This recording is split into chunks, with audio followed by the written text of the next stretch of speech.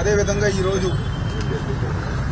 YSR Congress party NTR జిల్లా ఆధ్వర్యంలో నేను కానివ్వండి, అదేవిధంగా పెద్దలు మాజీ శాసనసభ్యులు మల్లారి విష్ణు గారు, ఎమ్మెల్సీలు సోదరులు అరుణ్ కుమార్ గారు, రూహుల్లా గారు, మేయర్ రాయన భాగ్యలక్ష్మి గారు, డిప్యూటీ మేయర్లు శైలజారెడ్డి గారు, బెల్లం దుర్గా గారు, మా జగ్గేపేట నియోజకవర్గ ఇన్ఛార్జ్ తన్నీరు నాగేశ్వరరావు గారు, మేమందరం గారు ఈరోజు గౌరవనీయులు రాష్ట్ర గవర్నర్ గారిని కలిసి ఈరోజు రాష్ట్రంలో జరుగుతున్న అన్యాయాలు, ముఖ్యంగా ఎన్టీఆర్ జిల్లాలో ఇసుక అక్రమ రవాణా, ఈరోజు స్థానికంగా ఉన్న ఎమ్మెల్యేలు కానివ్వండి, అదేవిధంగా ఎంపీ కానివ్వండి, ముఖ్యంగా జగ్గేపేట, నందిగామ, తిరువూరు, మైలవరం ప్రాంతంలో ఇసుక మట్టి దందాలు, ఈరోజు రాత్రిపూట అనేక అక్రమ రవాణాలు చేస్తూ ఈరోజు ఈ యొక్క జిల్లాలో ఇసుక దందా గురించి, అదేవిధంగా రాష్ట్రంలో జరుగుతున్న మహిళల మీద అత్యాచారాలు కానివ్వండి, దౌర్జన్యాలు కానివ్వండి, మొన్న జరిగిన అనంతపూర్లో, అదేవిధంగా పరమూరేళ్ళ చిన్నారి మీద జరిగిన దారుణాలు కానివ్వండి, వాటి గురించి, అదేవిధంగా ఐఏఎస్లు, ఐపీఎస్లు, అదేవిధంగా సీనియర్ జర్నలిస్టుల మీద అక్రమ కేసులు ఏదైతే కూటమి ప్రభుత్వంలో జరుగుతున్నాయో, ఎవరైతే ప్రభుత్వాన్ని క్వశ్చన్ చేసినా, ఎవరైతే ప్రభుత్వం వ్యతిరేకంగా మాట్లాడినా వాళ్ళ మీద తప్పుడు కేసులు పెట్టి ఏ విధంగా అయితే ఇబ్బంది పడుతున్నారో ఆ విషయం మీద, అదేవిధంగా సూపర్ 6 హామీలు, ఎన్నికల సమయంలో ఏదైతే కూటమి ప్రభుత్వం ఆధ్వర్యంలో ఇచ్చిన హామీలు ఏది కూడా నెరవేర్చకుండా ప్రజానికాన్ని మోసం చేశారో వాటి గురించి కానివ్వండి, ప్రతి ఒక్క సూపర్ 6 హామీల గురించి కానివ్వండి, అదేవిధంగా శాతవాహన కాలేజీకి సంబంధించిన ల్యాండ్ గ్రాబింగ్ ఇష్యూ కానివ్వండి, మా సాక్షి ఛానల్ మీద జరిగిన దాడుల గురించి కానివ్వండి, ప్రతి ఒక్కదాని మీద ఈరోజు గవర్నర్ గారిని కలవడం జరిగింది. అదేవిధంగా నిన్న పొద్దుల్లో జగన్మోహన్ రెడ్డి గారు ఏదైతే పొగాకు రైతులని పరామర్శించడానికి వెళ్తే దాదాపుగా 56,000 మంది జనాభా ఈరోజు జగన్మోహన్ రెడ్డి గారు మన మద్దతుగా వస్తే కేవలం 20 మంది, 30 మంది, 40 మంది తెలుగుదేశం పార్టీకి సంబంధించిన వాళ్ళని పోలీసు వాళ్ళు అక్కడికి రానిచ్చి వాళ్ళ చేత రాళ్ళు దాడి ఏదైతే చేపించారో అది గారా గవర్నర్ గారికి వివరిస్తుంది. ఈరోజు ఏదైతే ఇష్యూస్ చెప్పామో గవర్నర్ గారి దృష్టికి తీసుకెళ్లామో, ఈరోజు సాక్షి ఆఫీస్ మీద దాడి, జగన్మోహన్ రెడ్డి గారి మీద దాడి చేయాలని చెప్పిన ఉద్దేశాలు ఏవైతే ఉన్నాయో అన్ని గారు ఈ రాష్ట్రంలో శాంతి భద్రత ఒక రాజ్యాంగం నడుస్తుంది. ఈరోజు వాళ్ళు ఏదో గొప్పగా చెప్పుకుంటున్నారు, మేము తల్లికి వందనం ఇచ్చామని చెప్పని. జగన్మోహన్ రెడ్డి గారు ఒక నాయకత్వంలో 84 లక్షల మంది విద్యార్థులకి మేము అమ్మఒడి ఇస్తే ఈరోజు మీరు 53 లక్షల మందికి ఇస్తున్నారు. దాదాపుగా 30 లక్షల మంది విద్యార్థులు ఈరోజు అన్యాయంకి గురయ్యారని చెప్పి నేను సందర్భంగా చెప్తూ, ఈరోజు జగన్మోహన్ రెడ్డి గారు ఒక నాయకత్వంలో జరిగిన సంక్షేమ పరిపాలన గురించి, ఈరోజు కూటమి ప్రభుత్వం ఆధ్వర్యంలో జరుగుతున్న అన్యాయాల గురించి అన్నీ గారా మేము గవర్నర్ గారి దృష్టికి తీసుకెళ్దాం. తప్పకుండా ఆయన న్యాయం చేస్తారని మేము అందరం గారా ఆశిస్తున్నాం, భావిస్తున్నాం. ఈరోజు వైఎస్ఆర్ కాంగ్రెస్ పార్టీ ప్రతినిధి బృందం అంతా కూడా ఎన్టీఆర్ జిల్లా విజయవాడ సంబంధించింది వెళ్ళి ఒక 10 అంశాలతో కూడుకున్నటువంటి రిప్రజెంటేషన్ని గవర్నర్ గారికి ఇచ్చాం. ఇక్కడ ఉన్నటువంటి పెద్దలందరం కూడా సంవత్సర కాలం ఈ రోజుతో అధికారంలోకి వచ్చి తెలుగుదేశం ప్రభుత్వం, కూటమి ప్రభుత్వం ఏం చేసింది అనే దాని మీద వైఎస్ఆర్ కాంగ్రెస్ పార్టీ ఈరోజు ఈ సంవత్సర కాలంలో జరిగినటువంటి అరాచకాలు కానీ, అవినీతి కానీ, అన్యాయం కానీ, అక్రమ కేసులు కానీ, అక్రమ అరెస్టులు కానీ, అలాగే ఎన్నికల హామీలు ఎగ్గొట్టడం కానీ, ఇట్లాగా అనేక అంశాలు 10 అంశాలతో కూడుకున్నటువంటి కార్యక్రమాన్ని గవర్నర్ గారికి ఇవ్వడం జరిగింది. గవర్నర్ గారు చాలా సానుకూలంగా పాయింట్ వైజ్గా ప్రతి ఒక్కటి కూడా తెలుసుకుని దీని మీద తగు చర్యలు తీసుకుంటాము అని చెప్పి హామీ ఇవ్వడం జరిగింది. ఎందుకంటే ఎన్నికల్లో అధికారంలోకి రావడం కోసం ఈ ప్రభుత్వం ఎన్నికలకు ముందు చెప్పినటువంటి మాట జగన్మోహన్ రెడ్డి గారి కన్నా ఎక్కువ చేస్తాము, జగన్మోహన్ రెడ్డి గారి సంక్షేమ కార్యక్రమాలని తీసేయము అని చెప్పినటువంటి వాళ్ళు ఈ మా పరిపాలనలో ప్రజలకు చేసినటువంటి మంచి కార్యక్రమాలన్నింటినీ కూడా తుడిచేసే కార్యక్రమం తీసుకున్నారు. సచివాలయ వ్యవస్థ కానీ, అలాగే ఎండిఎల్ కానీ, ఇలా ప్రతిదీ కూడా ఒకటి కాదు, అసలు ఆ టైంలో చేసినటువంటి మంచి కార్యక్రమాలు కనపడకుండా చేసేసి ఈ సంవత్సర కాలంలో అధికారంలోకి వస్తే అందరికీ ఇంట్లో ఎంతమంది ఉంటే అంతమందికి మేము ఇస్తాము అని చెప్పినటువంటి తల్లికి వందనం ఏమైపోయింది? ఈరోజు తల్లికి వెన్నుపోటు పొడిచారు. అది సంవత్సరం అయిన తర్వాత జగన్మోహన్ రెడ్డి గారు అధికారంలోకి వచ్చినటువంటి మొట్టమొదటి సంవత్సరమే అమ్మఒడి అని చెప్పని ఇస్తే సంవత్సరం అయిన తర్వాత కోత కోసి వెన్నుపోటు పొడిచి ఈరోజు 30 లక్షల మంది పిల్లలకి రాష్ట్ర ప్రభుత్వం దగ్గర ఉన్నటువంటి లెక్కల ప్రకారమే మేము మాట్లాడుతూ ఉన్నాం. ఈరోజు దాన్ని అమలు చేస్తాము అని చెప్పని అంటున్నారు. అది కూడా కాకుండా సహజ సంపద, ఎన్టీఆర్ జిల్లాలో సహజ సంపద అయినటువంటి ఇసుక, మట్టి పెనమలూరు దగ్గర నుంచి, మైలవరం దగ్గర నుంచి, నందిగామ దగ్గర నుంచి, తిరువూరు దగ్గర నుంచి తెలంగాణకి అమ్ముకుంటా ఉన్నారు. విచిత్రం ఏంటంటే తెలంగాణకి పక్క రాష్ట్రాలకి అధికారికంగా తోలుతూ ఉన్నారు, అధికారికంగా అమ్మేసుకుంటా ఉన్నారు. దీన్ని నివారించాలి, దీన్ని కాపాడాలి, ఈ దోపిడీని అరకట్టాలి అని చెప్పని గవర్నర్ గారి దృష్టికి తీసుకువెళ్ళాం. అలాగే బుడమేరు వచ్చి విజయవాడ నగరంలో దాదాపుగా 2 లక్షల మంది అందరూ కూడా చాలా ఇబ్బంది పడితే సంవత్సర కాలమైంది.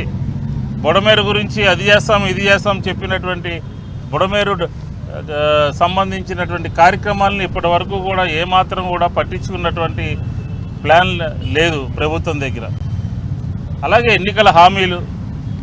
ఎన్నికల హామీలతో పాటు అమలు చేయకుండా రెడ్ బుక్ రాజ్యాంగాన్ని అమలు చేస్తూ ఉన్నారు. ముఖ్యమంత్రిగా పనిచేసినటువంటి జగన్మోహన్ రెడ్డి గారు చుట్టూ ఉన్నటువంటి వాళ్ళందరినీ కూడా ఇబ్బంది పెట్టేటటువంటి కార్యక్రమం జరుగుతుంది. ఆయన ఆఫీసులో పనిచేసినటువంటి ధనుంజయ రెడ్డి గారు కానీ, ఓఐజీ గారు కానీ, అది ఇంటెలిజెన్స్ చీఫ్ కానీ, అలాగే ఇతర ప్రాంతాల్లో పనిచేసినటువంటి ఐఏఎస్లు, ఐపీఎస్లు, సిఐలు అందరి మీద కూడా కేసులు నమోదు చేసి భయభ్రాంతులకు గురి చేయాలని చెప్పని ఒక ప్రయత్నం జరుగుతుంది. ప్రజల యొక్క హక్కుల్ని హరిస్తూ ఉన్నారు. నడి రోడ్డు మీదే దళితులు, మైనార్టీలకు సంబంధించినటువంటి యువకుల మీద లాఠీచార్జీ చేస్తే అది పలకరించడానికి వెళితే దాన్ని కూడా క్రిమినల్స్ కింద ప్రజలకు చూపించేటటువంటి ప్రయత్నం చేస్తూ ఉన్నారు. ఇది సరైనటువంటి విధానం కాదు అని చెప్పాను అంటున్నాను. రెడ్ బుక్ రాజ్యాంగం మూలంగా ఆంధ్రప్రదేశ్ మరో బీహార్గా మారిపోయినటువంటి పరిస్థితి కనపడతా ఉంది. ఇలాగ అనేక సమస్యలు ఉన్నాయి. విజయవాడ నగరంలో శాతవాహన కాలేజీ 500 కోట్ల రూపాయలు ఆస్తి కలిగినటువంటి ఆ కాలేజీని ప్రభుత్వ పెద్దల యొక్క అండతో, ప్రభుత్వ పెద్దలు యొక్క సహకారంతో దాన్ని కాజేయాలని చెప్పని 2 వర్గాలు, తెలుగుదేశంలో ఉన్నటువంటి 2 వర్గాలు దాన్ని కొట్టేయాలని చెప్పిన ప్రయత్నం జరుగుతూ ఉన్నాయి. మహిళల మీద దాడులు, ఈ సంవత్సర కాలంలో మహిళల మీద జరిగినటువంటి దాడులు చూస్తే ఆశ్చర్యపోతాం మనం. భారతదేశంలోనే ఆంధ్రప్రదేశ్ అగ్రగామిగా ఉంది. ఇట్లా రకరకాలైనటువంటి అంశాలన్నీ కూడా ప్రభుత్వం యొక్క వైఫల్యాలు, ఇది సుపరిపాలన కానే కాదు అని చెప్పని గవర్నర్ గారి దృష్టికి తీసుకెళ్ళాం. ఇది మంచి ప్రభుత్వం కానే కాదు అని చెప్పని గవర్నర్ గారి దృష్టికి తీసుకెళ్ళాం. ఈ సమస్యలతో పాటు ఆంధ్రప్రదేశ్లో ప్రతిపక్షంగా ఉన్నటువంటి వైఎస్ జగన్మోహన్ రెడ్డి గారి పర్యటనల సందర్భంగా తెనాలి పర్యటనకు వెళ్తే అక్కడ ఒక 50 మందిని పోగేయటము, ఆ 50 మందికి ఒక 100 మంది పోలీసుల్ని బందోబస్తు పెట్టడము, జగన్మోహన్ రెడ్డి గారికి వ్యతిరేకంగా మాట్లాడించడము. రైతుల దగ్గరికి వెళ్ళి, పొగాకు రైతుల దగ్గరికి వెళ్ళి గిట్టుబాటు ధర లేదు, దానికి రైతులతో ముఖాముఖి మాట్లాడదాము వెళ్దాము అనుకున్న సందర్భంలో ఒక 20 మంది మహిళల్ని పోగేసి ఒక 40 మంది పోలీసుల్ని బందోబస్తు పెట్టారు. వేల మంది వచ్చేటటువంటి ప్రజాకర్షణ కలిగినటువంటి ఆంధ్రప్రదేశ్ భారతదేశంలోని ఒక లీడర్గా ఎస్టాబ్లిష్ అయ్యి ప్రజాదరణ కలిగినటువంటి జగన్మోహన్ రెడ్డి గారికి 5-10 మంది భద్రతా లోపము జగన్మోహన్ రెడ్డి గారి పర్యటనలో తెనాలి వెళ్ళినా, పొదిలి వెళ్ళినా, అలాగే అనంతపురం జిల్లా వెళ్ళినా, ఎక్కడికి వెళ్ళినా కూడా భద్రతా వైఫల్యం అనేది స్పష్టంగా కనపడుతూ ఉంది. దీనికి ప్రభుత్వంలో ఉన్నటువంటి పెద్దల యొక్క డైరెక్షన్ ప్రకారమే జరుగుతుందని చెప్పిన కూడా ఈ సందర్భంగా చెప్తాను. కాబట్టి జగన్మోహన్ రెడ్డి గారి భద్రత పట్ల జగన్మోహన్ రెడ్డి గారి పట్ల పోలీసు వ్యవస్థ వ్యవహరిస్తున్నటువంటి తీరు కానీ, ఆయన భద్రత పట్ల ప్రభుత్వంలో ఉన్నటువంటి పెద్దల యొక్క ఆలోచన విధానం కానీ, ఇదంతా కూడా భయాందోళనకి ఆంధ్రప్రదేశ్లో భయాందోళన గురి చేసేటటువంటి కార్యక్రమం కనపడతా ఉంది. కాబట్టి ఖచ్చితంగా రాజ్యాంగ ఉల్లంఘన అనేది ఆంధ్రప్రదేశ్లో జరుగుతుంది. ఈరోజు ఈ ప్రభుత్వము, ఈ కూటమి ప్రభుత్వము, ఈ తెలుగుదేశం ప్రభుత్వం ఏర్పడి సంవత్సర కాలం అయినటువంటి సందర్భంలో, ఈ సంవత్సర కాలంలో ఈ ప్రభుత్వం చేసినటువంటి అనేక రాజ్యాంగ ఉల్లంఘనలు, చట్టాన్ని చేతిలోకి తీసుకోవటాలు, ఇవన్నిటినీ కూడా governor head of the institution కాబట్టి గవర్నర్ గారిని కలిసి ఈరోజు మేము ఆయన దృష్టికి తీసుకువెళ్ళాం. ఆయన ఖచ్చితంగా వీటన్నిటి మీద సరిగా స్పందిస్తానని చెప్పని కూడా చెప్పడం జరిగింది అని చెప్పని కూడా హామీ ఇవ్వడం జరిగింది. అట్లాగే రైతాంగం, ఈ రైతాంగం ఆంధ్రప్రదేశ్లో మనకి కృష్ణా జిల్లా అంటే రైతాంగం గుర్తొస్తుంది. ఈ రైతులు పండించినటువంటి పంటకి గిట్టుబాటు ధర లేదు. ఒక్క వరి కాదు, వరి కానీ, పొగాకు కానీ, పత్తి కానీ, కోకో కానీ, ఇలా అన్ని రకాలైనటువంటి పంటలు కూడా ధరలు లేక రైతాంగం అంతా ఇబ్బంది పడతా ఉంటే, ఇచ్చినటువంటి హామీలు అమలు చేయలేకుండా పోయినటువంటి ఈ ప్రభుత్వం యొక్క వ్యవహార శైలిని మేము గవర్నర్ గారి దృష్టికి తీసుకెళ్ళామని చెప్పి ఈ సందర్భంగా చెప్తా ఉన్నాం.